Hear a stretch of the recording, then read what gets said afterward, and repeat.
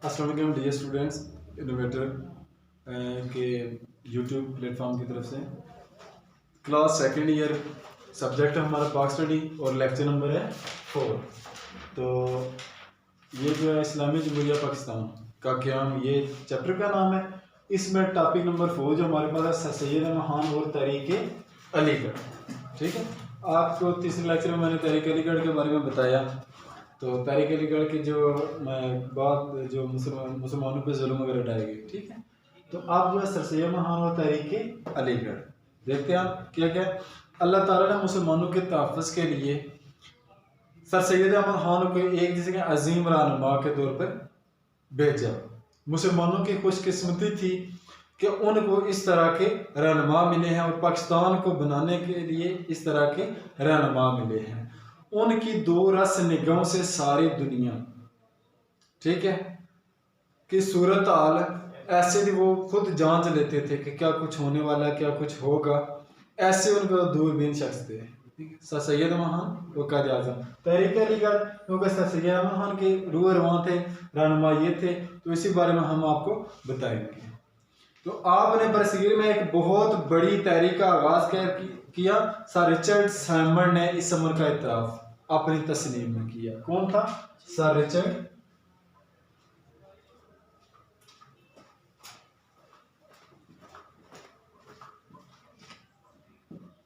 आज, ठीक है।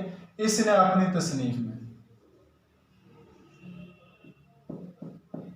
इस अमर का इतराफ किया कि मुसलमानों ने जो सर सैयद अहमद खान के बारे में कहा है, जो राय काम की हुई है, जो इन पे फख्र करते हैं, वो बिल्कुल दुरुस्त है। ठीक है, उनका दावा ठीक है। पाकिस्तानी इमाम सर सैयद के बारे में सही दावा करते हैं कि वो इस मुल्क के खालकों और बानियों में से एक है। ये बात है।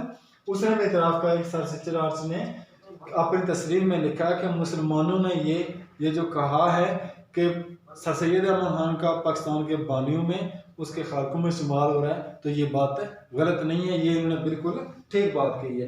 तो इस तहरीक में उन्होंने तहरीक अलीगढ़ जो चलाई है, इसमें दीगर दो कायदीन थे, मोहसिन मलिक, वकार मलिक, अल्लामा शिबली नुमानी साहब और मौलाना ताफ़ हुसैन और मौलाना चिराग अली खान का जिक्र काबिल जिक्र है। इन लोगों ने वो नुमाया सा अंजाम दिया है जो आने वाली नस्लें पाकिस्तानी को जो है इनकी जितनी कदर कम करे उतनी कम है, जितनी कदर इनकी करे उतनी कम है। इन शख्सियात ने दिन रात मेहनत करके अपनी एक कायदाना सलाहियत, कायदाना सोच के ज़रिए से इस मुल्क के असूल को मुमकिन बनाया जिसमें आज हम रह रहे हैं। मुसलमानों के अलग वतन का तोहफा दिया। तो बिलाशुबा जो है हम इनकी जितने भी तारीफ़ करें, जितने भी शुक्रगुजार हों अल्लाह पाक के भी, और साथ उन्होंने इंसान के रूप में ये जो रहनुमा भेजे हैं, इतने में तो वो कम है। आगे हम बढ़ते हैं सर सैयद अहमद खान की तालीमी खिदमत। जो पहला पॉइंट है आज हम जो पढ़ेंगे, सर सैयद अहमद खान की तालीमी खिदमत। सर सैयद अहमद खान की खिदमत तो इस हवाले से बेशुमार है, तालीमी है, सियासी है, समाजी है, मजहबी है, हर लिहाज से है। तो हम जो आज पढ़ेंगे सर सैयद और तहरीक अलीगढ़ में, इसमें पहली जो है तालीमी खिदमत सिर्फ हम आज पढ़ेंगे। सर सैयद का नुक्ता नजर था कि मुस्लिम कौम की तरक्की की राह तालीम की मदद से ही हमवार की जा सकती है। ठीक है जी।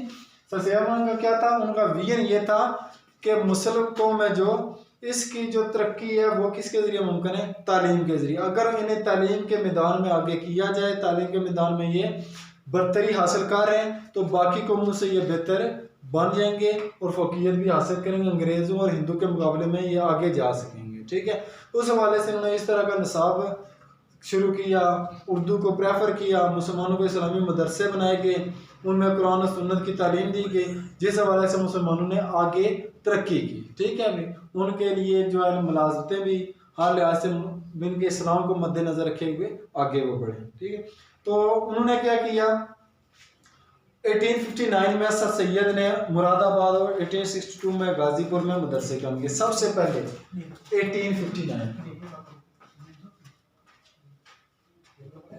1859 में मुरादाबाद, ठीक है, और 1862 में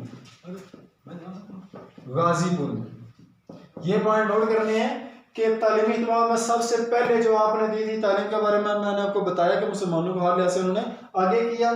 सबसे पहले 1859 में मुरादाबाद में मदरसे कायम किए, साथ ही 1862 में गाजीपुर में मदरसे कायम किए गए, ठीक है नहीं। इन मदरसों में फारसी के अलावा अंग्रेजी जुबान और जदीद उलूम पढ़ाने का बंदोबस्त भी किया गया। अब यहाँ पे आ रहा है कि इस्लामी तालीमात पढ़ानी चाहिए थी, अंग्रेजी क्यों पढ़ा रहे थे ये वो। तो इसमें बात ये एक नुक्ता नज़र ये भी था कि वो अंग्रेजी ज़बान सीखेंगे तो उन्हें पता चला अंग्रेज़ कौन सी चाल चल रहे हैं, अंग्रेज़ चाहते क्या है हमसे, अंग्रेज़ी आती ना हो तो फिर उससे बाद उन्होंने अंग्रेज़ी भी साथ सिखाना शुरू कर दी कि इन्हें पता चले कि अंग्रेज़ क्या क्या रहा है, वो चाहते क्या हैं, उस फील्ड में भी ये उनसे आगे बढ़े। तो फारसी के अलावा अंग्रेज़ी की तालीम भी उन्हें दी जाती थी और जदीद इल्म पढ़ाने का बंदोबस्त भी। 1875 में उन्होंने अलीगढ़ में MAO हाई स्कूल की बुनियाद रखी। कब? 1875 में, ठीक है। 1875 में आपने क्या किया था? अलीगढ़ में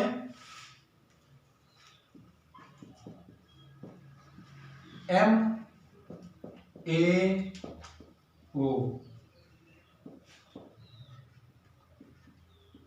हाई स्कूल। 1859 में मुरादाबाद में, 1862 में गाजीपुर में, 1875 में आपने क्या किया था? अलीगढ़ में MAO हाई स्कूल बनाया। तो जो बाद में MAO कॉलेज और जब सर सैयद अहमद खान की वफात है उसके बाद MAO यूनिवर्सिटी 1920 में MAO हाई स्कूल को दर्जा यूनिवर्सिटी का कब मिला?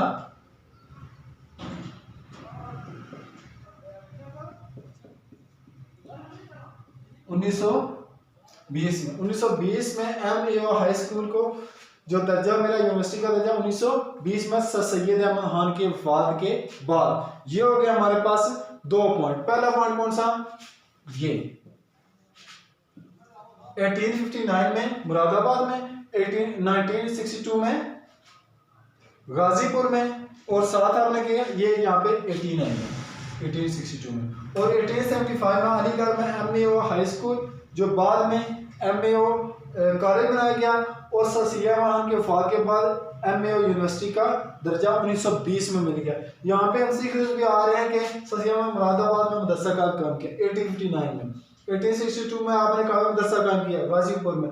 दोनों एंगल से ये जहाँ पे दोनों नाम आ रहे हैं, यहाँ पे सन आ रहे हैं और यहाँ पे नाम आ रहे हैं, डबल MCQs बन रहे हैं, यहाँ पे भी बन रहे हैं। MAO हाई स्कूल यूनिवर्सिटी का दर्जा कब मिला गया? 1920 में, सर सैयद अहमद खान की वफात के बाद। शॉर्ट क्वेश्चन भी बन रहे हैं, ठीक है। तीसरा पॉइंट है आपने 1863 में गाजीपुर में सर सैयद साइंटिफिक सोसाइटी के नाम से एक अदारा कायम किया, ठीक है नहीं।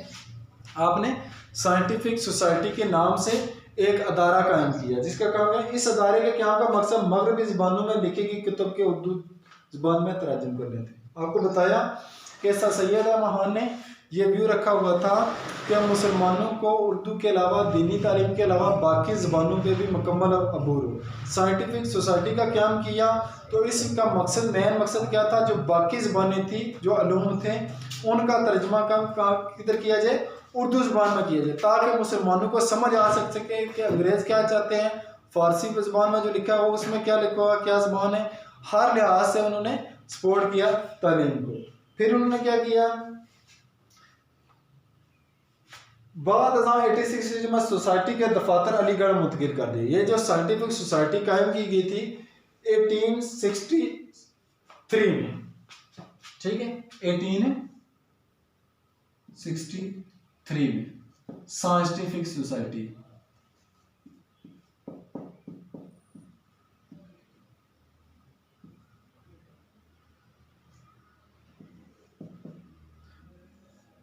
तीसरा पॉइंट जो हमारा आ रहा है 1863 में साइंटिफिक सोसाइटी का क्या अमल में लाया गया, ठीक है। जो 1876 में इसे क्या किया गया?